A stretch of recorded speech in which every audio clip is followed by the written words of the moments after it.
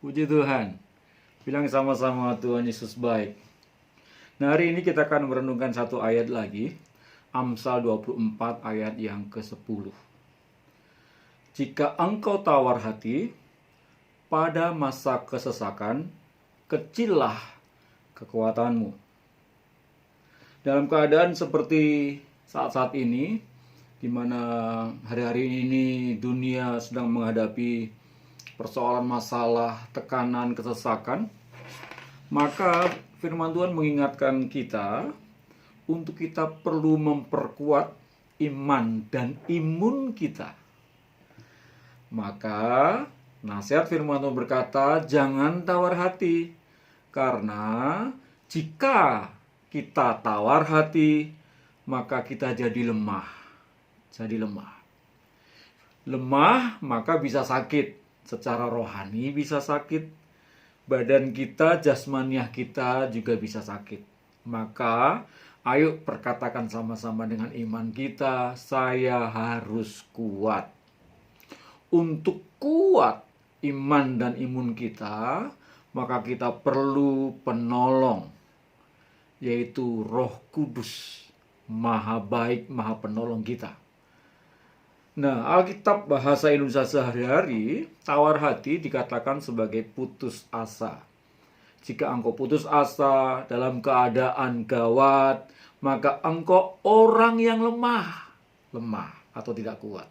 Nah, itulah realita yang terjadi kan. Orang mudah putus asa, orang mudah lemah. Beberapa waktu yang lalu ramai tagar Indonesia terserah, ya.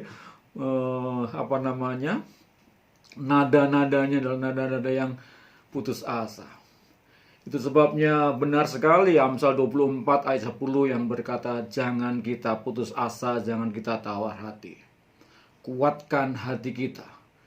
Pir matodim, gitu ya. Kuatkan dan teguhkan hati kita, bukan keraskan kepalamu, ya. Iya, puji Tuhan. Nah, masalah pergumulan tidak boleh membuat kita tawar hati atau putus asa. Dulu saya ingat ketika kami menikah di Siantar gitu ya. Nah, ula-ula nami mengucapkan kata-kata doa itu dalam satu acara Borasi Pirni Tondi ya. Dan ternyata itu ada dalam Alkitab. Tuhan Yesus pernah bilang kepada Yosua yang sedang menghadapi pergumulan berat sekali. Kenapa? Karena dia harus menggantikan Musa untuk memimpin bangsa Israel memasuki tanah yang dijanjikan oleh Tuhan. Yosua 1 ayat 9 berkata, bukankah telah kuperintahkan kepadamu, kuatkan dan teguhkanlah hatimu. Nah, kita bahasa Batak dikatakan pirmatodim gitu ya.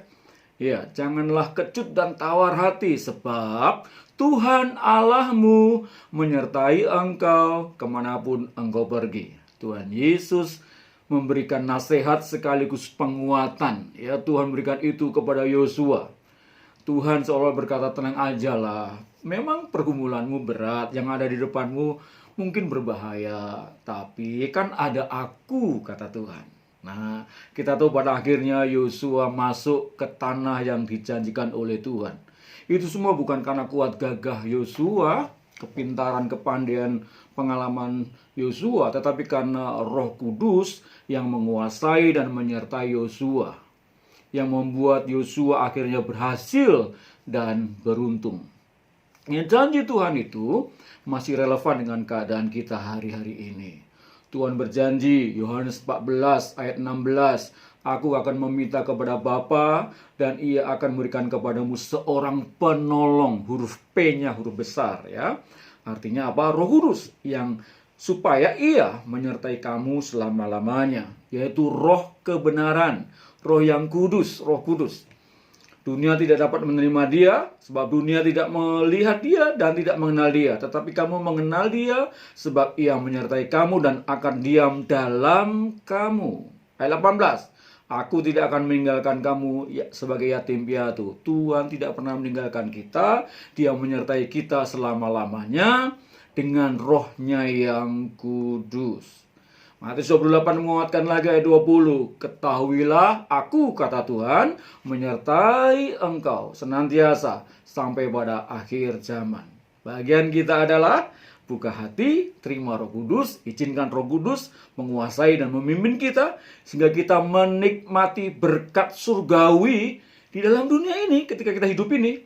Sampai pada akhirnya kita masuk ke tanah yang dijanjikan oleh Tuhan. Yerusalem baru, tanah yang berlimpah dengan susu dan madunya, sukacita kekal bersama Yesus di surga.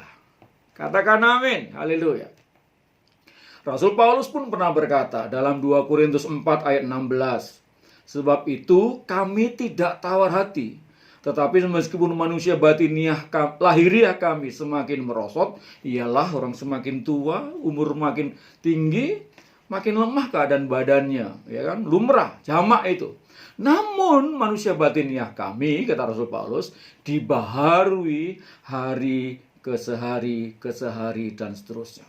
Nah, karena Roh Kudus ada dalam hati Rasul Paulus pun dengan Roh Kudus, itulah yang membuat Rasul Paulus tetap kuat imunnya, sehingga sampai pada akhir hayatnya ia tetap melayani Tuhan.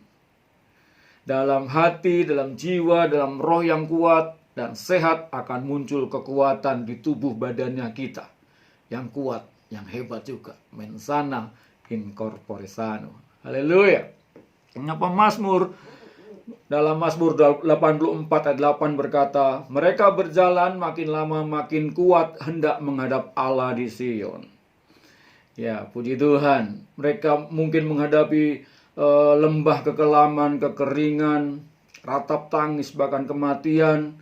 Tapi justru itu makin kuat. Mereka tidak tawar hati. Bagaimana caranya? Mau tidak mau, kalau kita mau tetap kuat dan tidak tawar hati, tidak putus asa, kita harus penuh dengan Roh Kudus. Karena roh yang ada pada kita, Roh Kudus itu lebih kuat dari roh apapun yang ada dalam dunia ini. Katakan amin. 1 Yohanes 4 ayat 4. Karena Roh Kudus yang menguatkan dan meneguhkan. Efesus 3 ayat 16. Aku berdoa, Rasul Paulus berdoa supaya ia, Tuhan, menurut kekayaan kemuliaannya, menguatkan dan meneguhkan kamu oleh rohnya, R-nya huruf besar, di dalam hatimu. Luar biasa berkat Tuhan berlimpah buat kita. Mari kita berdoa. Tuhan, penuhkan kami dengan Roh-Mu yang kudus, supaya hidup kami mengalami segala hal yang baik dan kami menang, bahkan kami tidak tawar hati, kami sepakat, kami semangat, kami penuh dengan Roh Kudus. Engkau yang menuntun kami berkemenangan dan jadi berkat. Terima berkat dalam nama Tuhan Yesus. Amin. Salam.